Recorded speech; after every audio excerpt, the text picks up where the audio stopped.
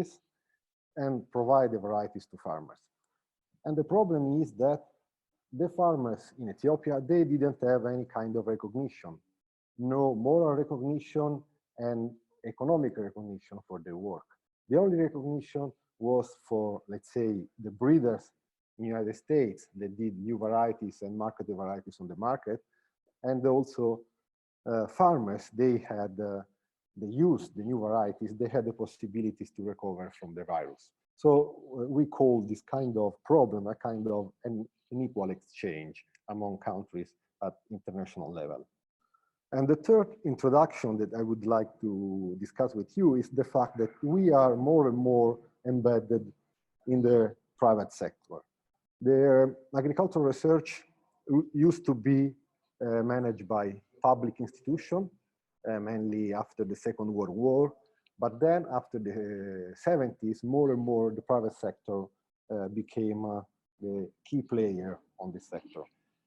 And that's relevant for seeds because you can see here the situation that we have with regard to companies, the control, corporate control about the seed market, almost 75% in the case of maize, more than 80% for sugar beet at the international level, and more than 90% for vegetable seeds. So it means that at international level, some countries, some companies control all the market of seeds.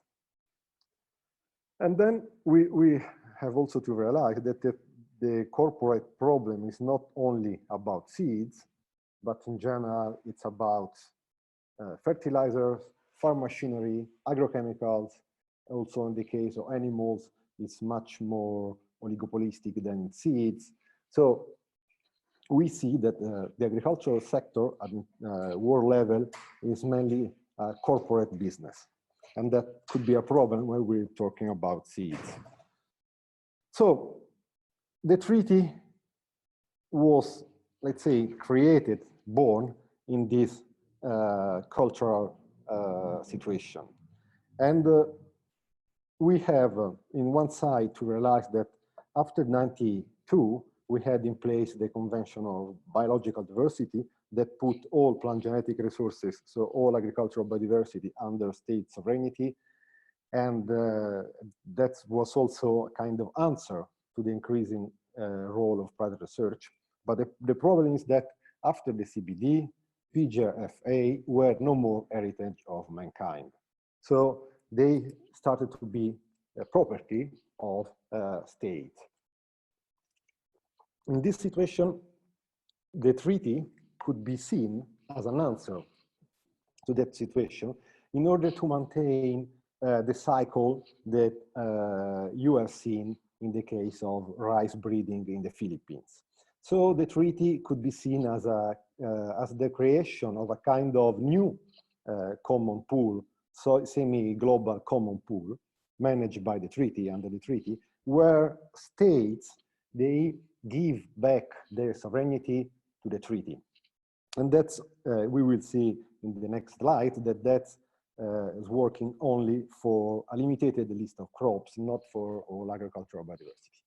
And the other important points raised by the treaty are farmers' rights.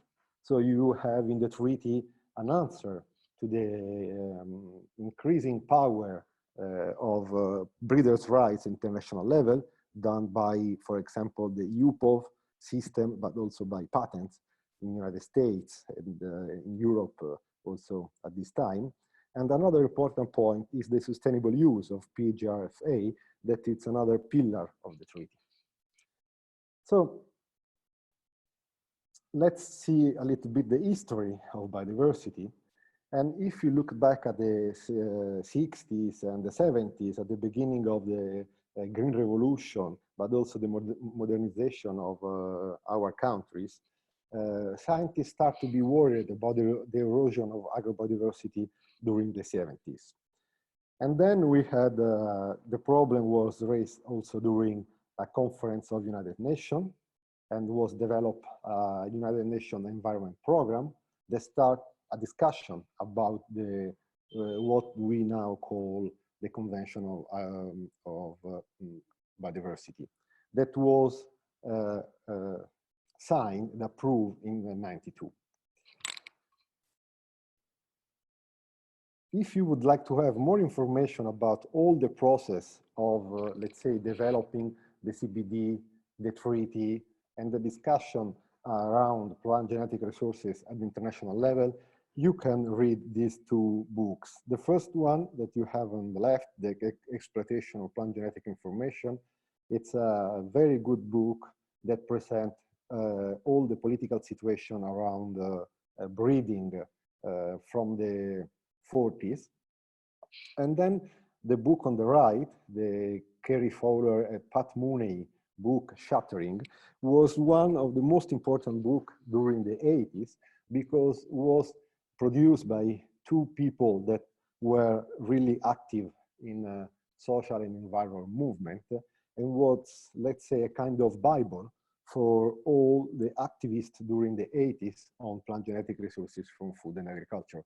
Shattering is a book that was published in 1983, and you can find also, I think, translations in different languages. But it's a really, really important book for our movement. And then let's back to some history of the treaty. So we have to acknowledge the FAO, the Food and Agriculture Organization within the United Nations, was created in Rome in 1951. And the first conference where all the contracting parties of the FAO started a discussion about plant genetic resources. And the discussion was about who are the owners of plant genetic resources and how to manage collections that at that time were done by university scientists, mainly from developed countries. And the country that started this discussion within the conference was Mexico. And after the discussion in 1983, they decided to set up an international undertaking that was, let's say, the father of the treaty.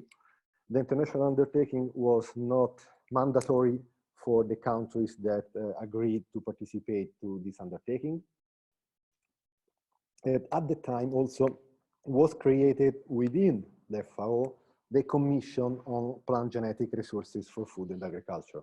And the international undertaking was managed by the Commission within the FAO.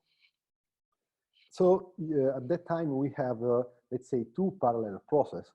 In one side, we have always under the United Nations, the discussion about environment and biodiversity that at the end were, let's say, they gave birth to the Convention of Biological Diversity, and discussion about agricultural biodiversity done within the FAO. In 1989, under the international undertaking, was created this concept of farmers' rights as a balance for breeders' rights. So what we call also plant variety protection. All the international system managed within the EU POF. And then in '92, the CBD was approved, and plant genetic resources were no more heritage of mankind, but they start to be under state sovereignty. And that's a really important point to remember. At the same time, we had another movement, always about plant genetic resources, that was managed not by the United Nations, by countries, donor countries, that decided to put money on agricultural research and development and created what we call now the Consultative Group on International Agricultural Research, the CGR. The CGR system was a kind of follow-up of the Green Revolution in Mexico and in Philippines and India. And during the time, we created what we call now the International Agricultural Research Center. So the first one was the INRI in the Philippines, and then CIMMYT on wheat and maize in Mexico, then CIAT, so many international agricultural centers. And one of the centers that was created on plant genetic resources was what we call now Biodiversity International, that at the beginning was called International Biodiversity Program, and then IPGRI, and then now Biodiversity International. And at the beginning was based within the FAO building. And during the 80s, they moved to another place. At the same time, within the FAO, they started to talk to structure the activities on crop genetic resources, thanks to the Crop Ecology and Genetic Resources Unit and the FAO Crop Genetic Resources Center, where used to work people like Erna Bennett or Otto von Frankel. So let's move to the next slide. So you have to look at all the process as also in this case, two different processes. In one side, we have the United Nations, the FAO, and then the treaty. And it's a multilateral system where all the countries can vote, and you have one country, one vote. In the other side, I say we because mainly developed countries, they developed another system that was managed by donors and the World Bank, so the CGR system, where all the seeds started to be collected in what we call now the international seed banks. And that was also part of the problem and part of the discussions, because many developing countries during the 80s and the 90s, they asked for, let's say, more transparency about the international seed banks. And their question was quite simple.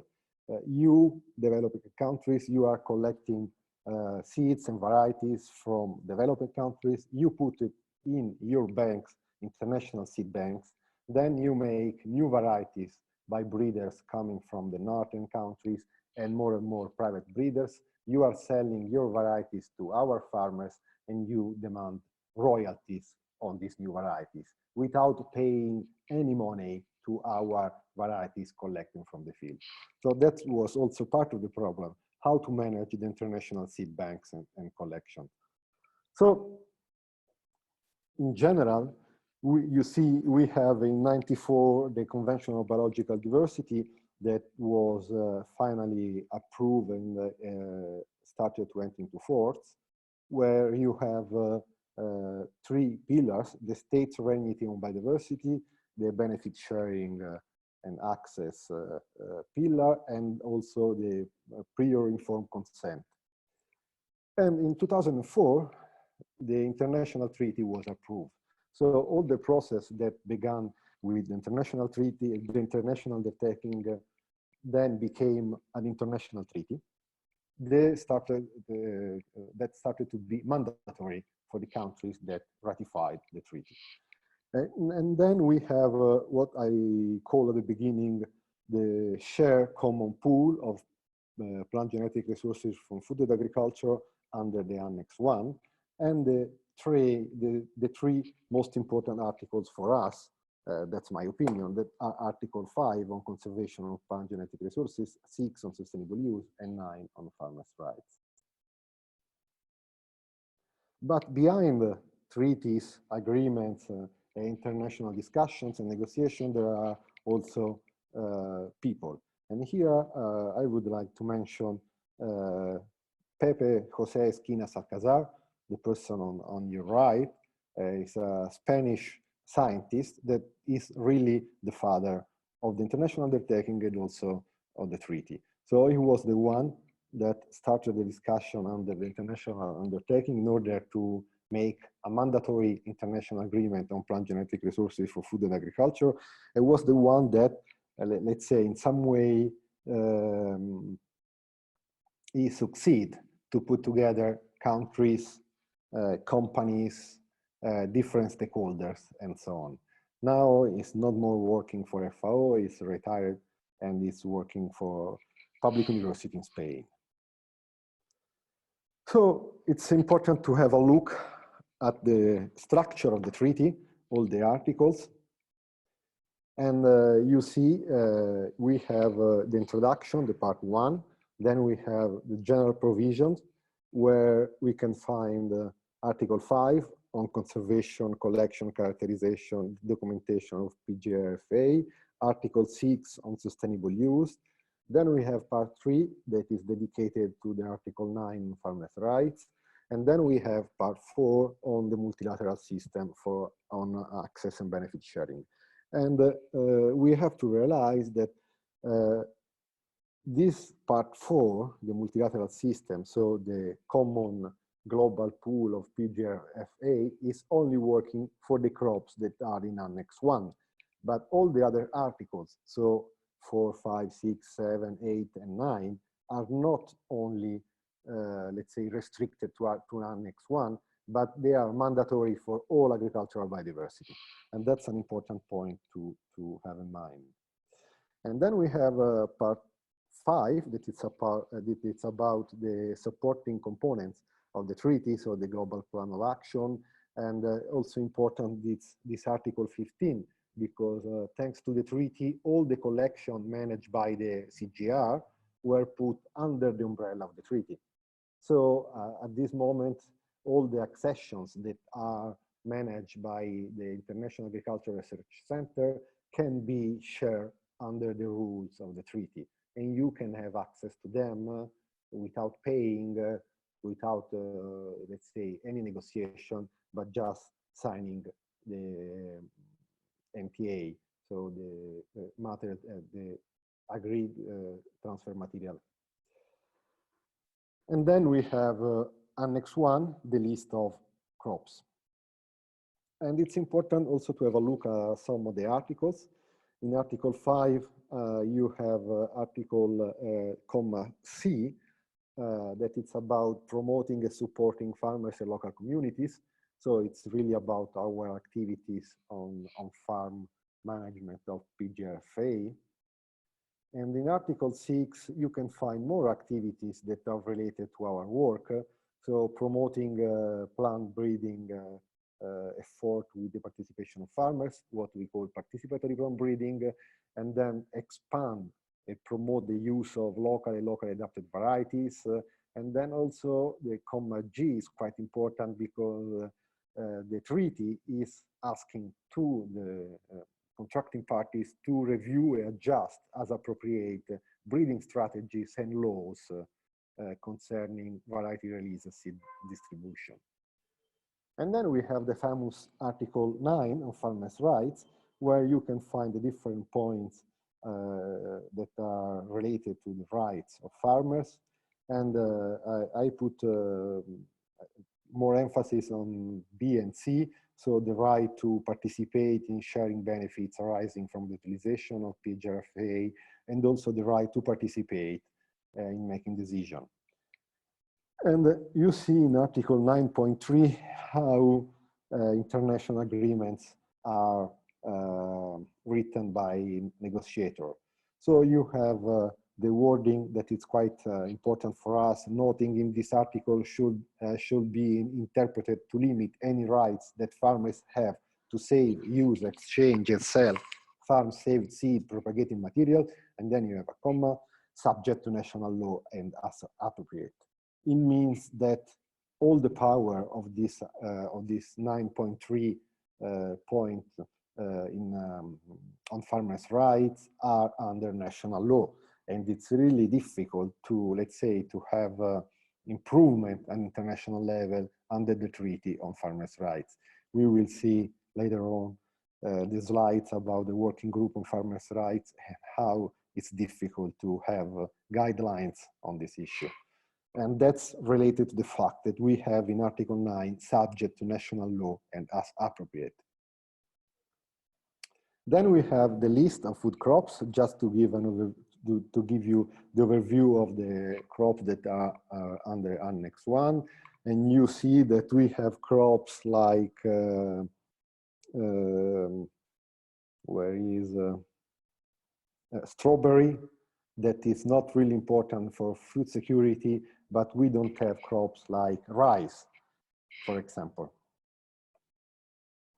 And that's done because during the negotiation, each country that was the, let's say, the owner of the genetic resources And owner in this case means where the crops originated, so where the crops were domesticated. In this case, rice, we are talking about China. So China decided to not put rice under the treaty, so in this shared common pool, but to continue to manage rice in a bilateral system. So it's also important to have a look at the benefit sharing mechanism under the treaty. And you see we have the crops in Annex 1, then you as a researcher, or you as a farmer, or you as an international scientist in the CGR system, you can ask accessions to the multilateral systems. And then in case you are breeding new varieties and you are covering new varieties with some property rights, and you are putting your varieties outside the multilateral system, then you have to pay something to this trust fund.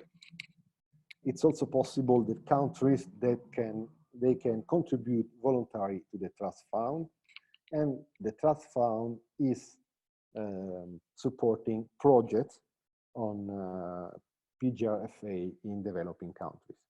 Until now, this system it didn't work simply, and the only money coming to the trust fund were money from contracting parties, and mainly from Europe, Spain, Italy, Norway contributed to this trust fund that is more or less about 500,000 euro per cycle of projects. At the moment, they are starting to set up the fifth cycle of projects under the BSF. Here you can see a more specific picture about the benefit sharing funds, how it works. And as I said before, you can make a project to have money under the benefit sharing fund, but only if you are a farmers association or university in developing countries or in Eastern Europe.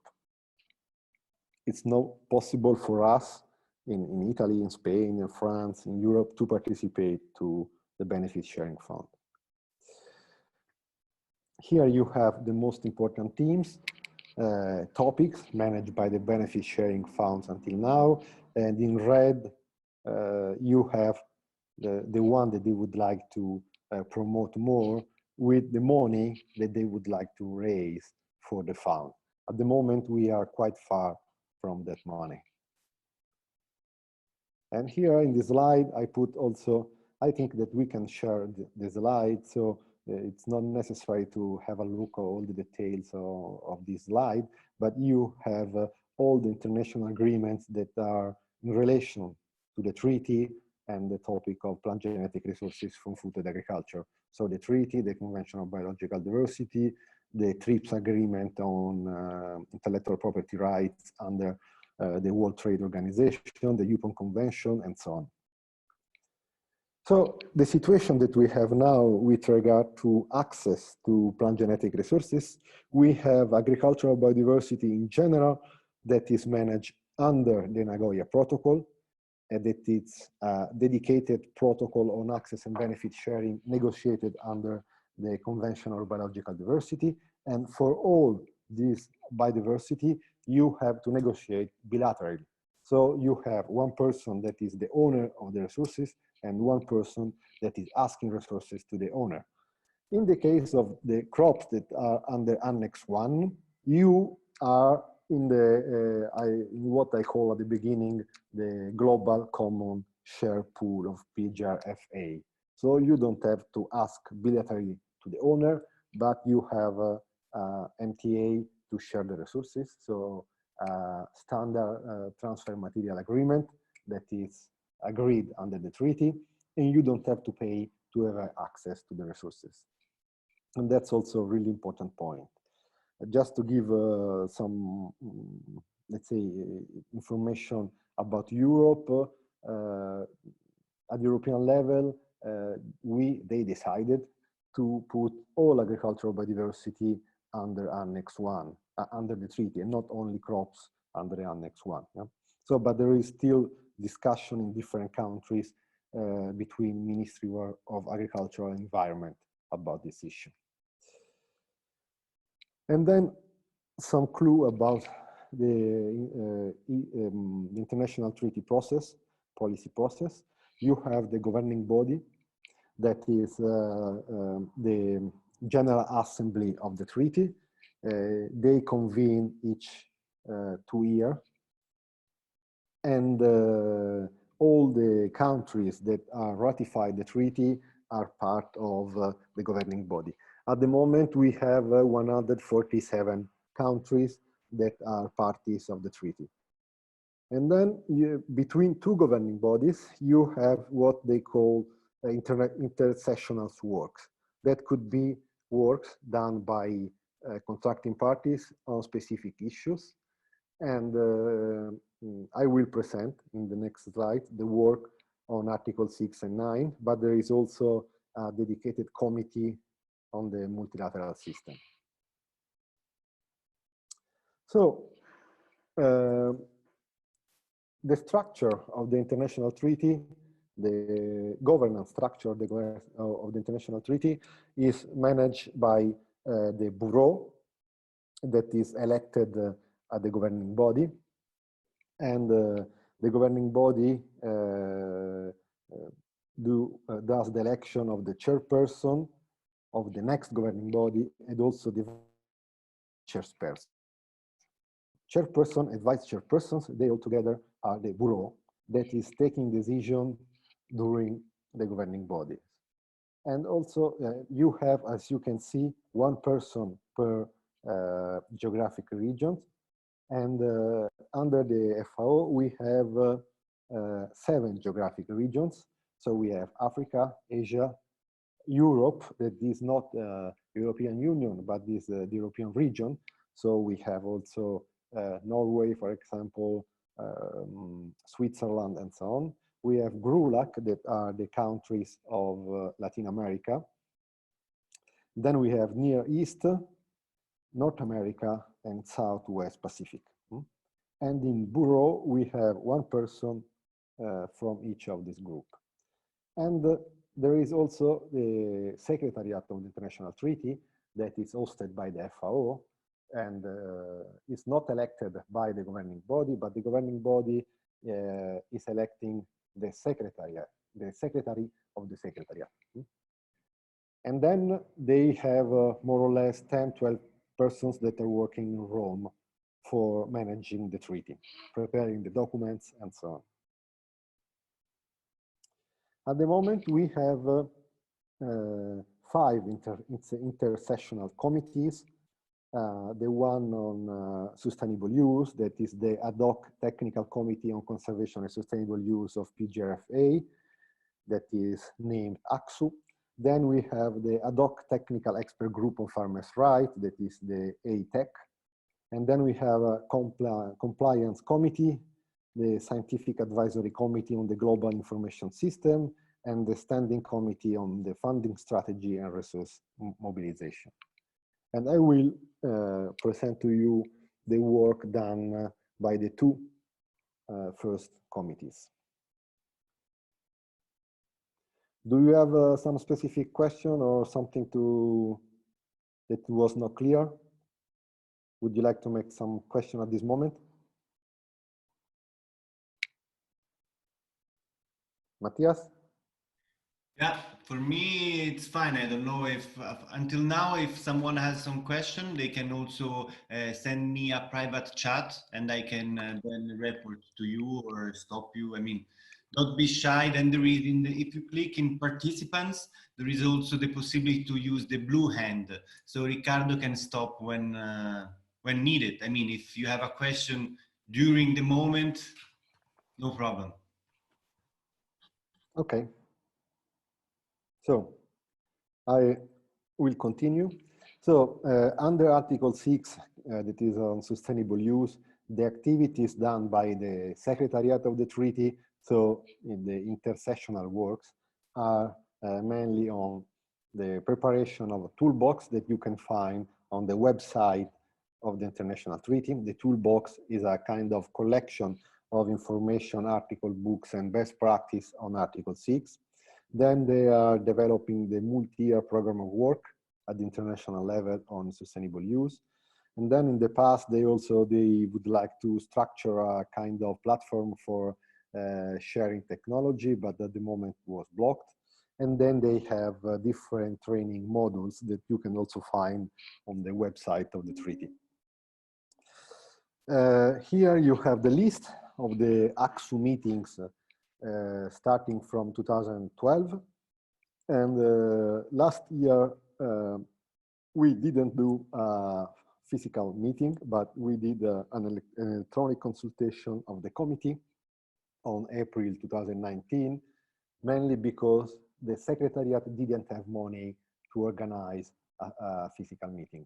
And that's also part of, let's say, negotiation under this kind of agreements, because you can have a resolution approved by the governing body, so all the countries, they agreed to do something, but then you have a comma.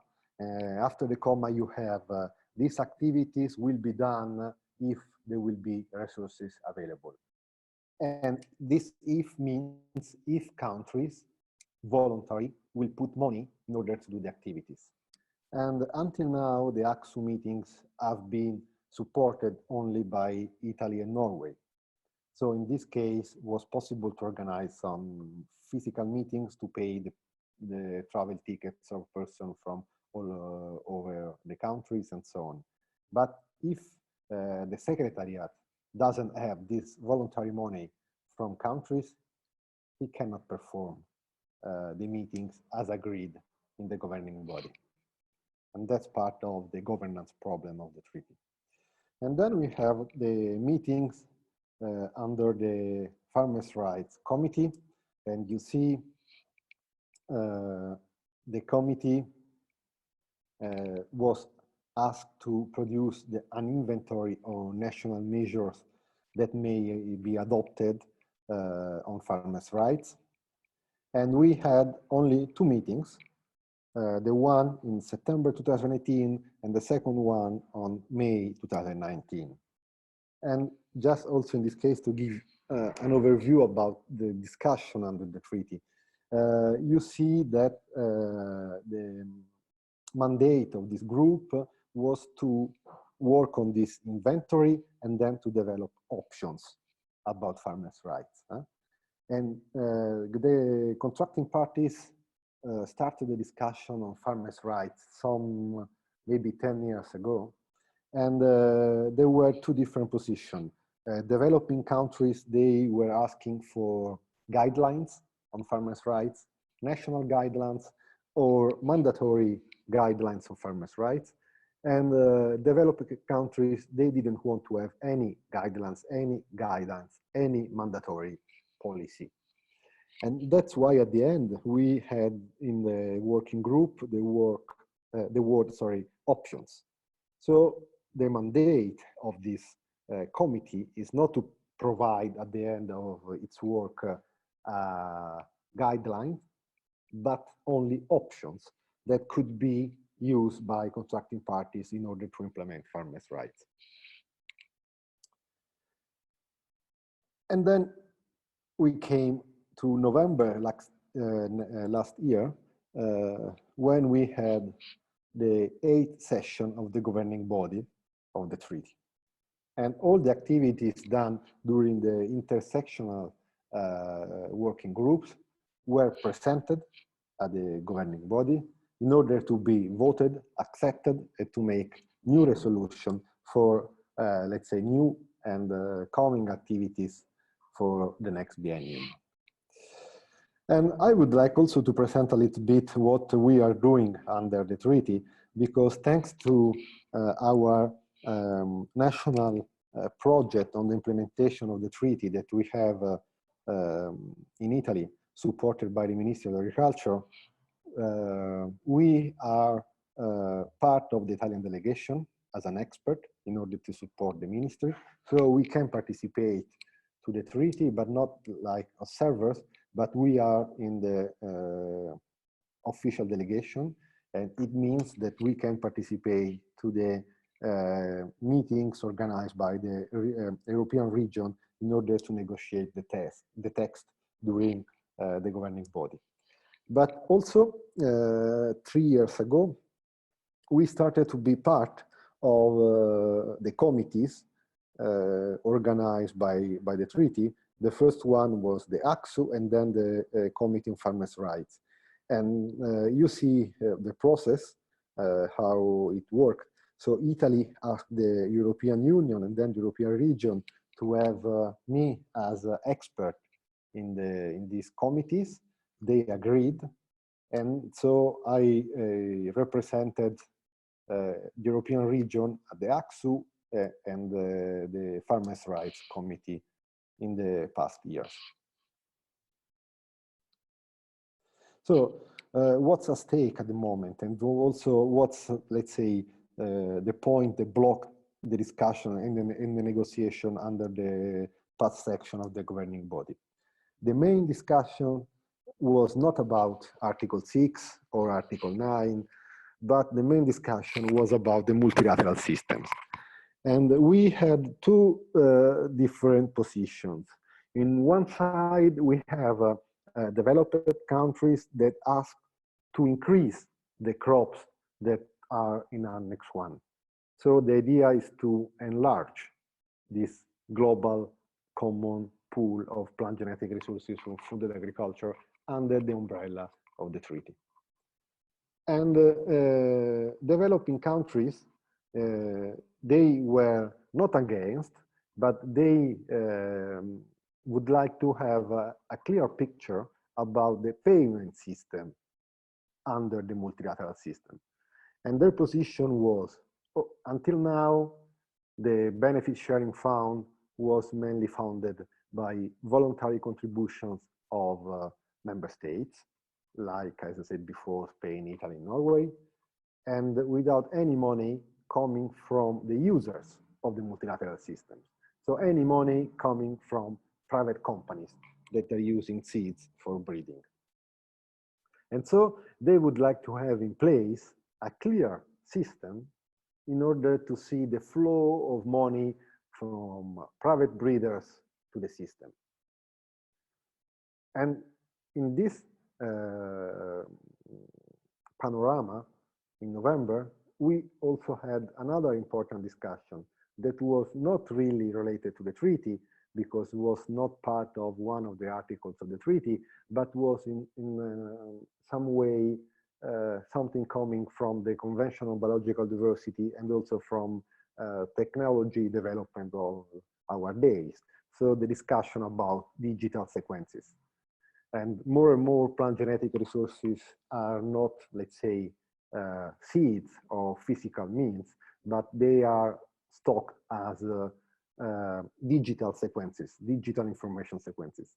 And the position of developing countries, but also of civil society organization, was to ask the treaty to have a discussion about digital sequences and who are the owners of the sequences. They would like to put these sequences under the treaty, and developing countries, they prefer to maintain the digital sequences free, with a free access under international databases. So it was really a huge discussion. And at the end of the governing body, we didn't get any point. So the discussion about increasing the Annex 1 was blocked. The discussion about the payment system was blocked, and also the discussion about digital sequences was blocked, and all was postponed to the next governing body. It was a kind of failure of the system. Here you see the ideas that were discussed under the payment rates for the multilateral system. And you see the idea was, for example, if you are private companies that are asking some materials to the multilateral system, then you have to pay according to our annual sales of the crops that you are using from the multilateral system, and you have to consider a rate for this annual sale. And you see the different rate suggested: 1%, 0.01%, or 0.3%. Of course, civil society organization and developing countries, they would like to have 1. Africa suggested also that 0.3 could be acceptable.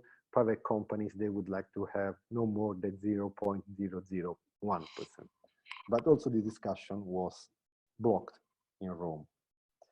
And then we succeed to have 2 dedicated resolutions about Article 6 and 9, Resolution 5 and Resolution 6.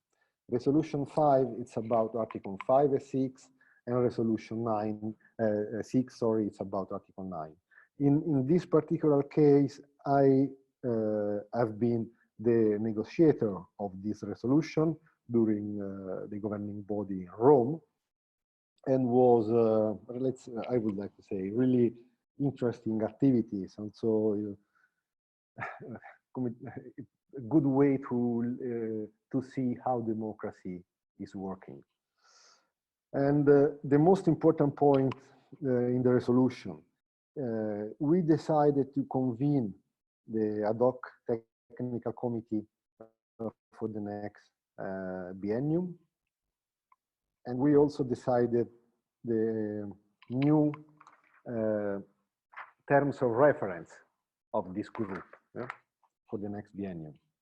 You can find all this information on the website of the treaty. You see here that the governing body is thanking the government of Italy for the support to this working group, and is also asking other contracting parties to provide additional financial resources in the next biennium. And then the resolution on Article 9, you see also in this case, the resolution that was about to reconvene this working group, because we didn't succeed to have the options at the end of the 2 meetings of the working group. We only made the inventory of all the best practice received by contracting parties and stakeholders organization in the past biennium. So we have a list of best practice, kind of Excel list of best practices that have been categorized, but we didn't derive any options because we didn't have time to do it. So the governing body decided to reconvene again this committee for the next biennium. And you see that also the governing body invites contracting parties and all relevant stakeholders, especially farmers' organizations, to submit or update views, experiences, and best practice on implementation of Article 9. So this working group will also consider new ideas coming in the coming months from contracting parties and relevant stakeholders.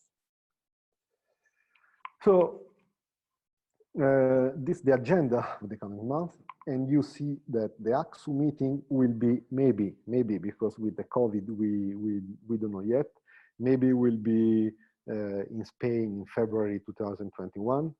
The Farmers' Rights meeting was planned for July this year, but last week the Bureau decided to postpone to the end of August, and will be an online meeting.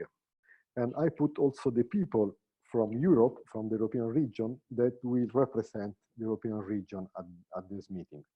So in the case of the AXU on sustainable use, you have me, Regine Andersen from Norway, and François Pitou from Switzerland.